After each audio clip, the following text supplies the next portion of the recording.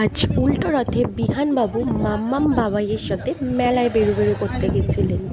এই মেলায় থাকছে ছোট বড় সবার আনন্দ উপভোগ করা নানান উপকরণ।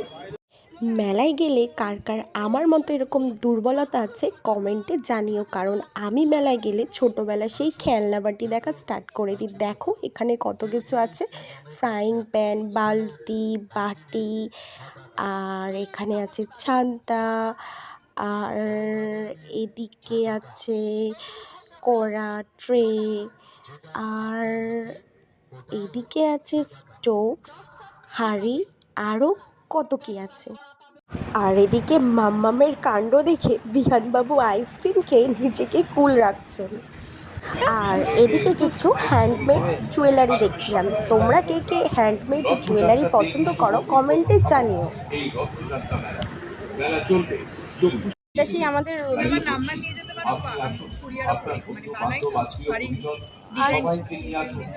এখানে বেলুন কিনতে এসে তোমাদের দাদাভাই সবাইকে বেলুন পেড়ে দেওয়ার কাজটা নিয়ে নিয়েছে। যেহেতু এই দোকানে যিনি ছিলেন তিনি ভেতর থেকে বেরোতে পারছিলেন না, তাই ওই পেড়ে দিচ্ছিল সবাইকে। এরপর আমরা আরও কিছুক্ষণ ঘোরাঘুরি করেও কেনাকাটা করে বাড়ি চলে এলাম। এখান থেকে নেবো, আগুনে ফেটে যাবে।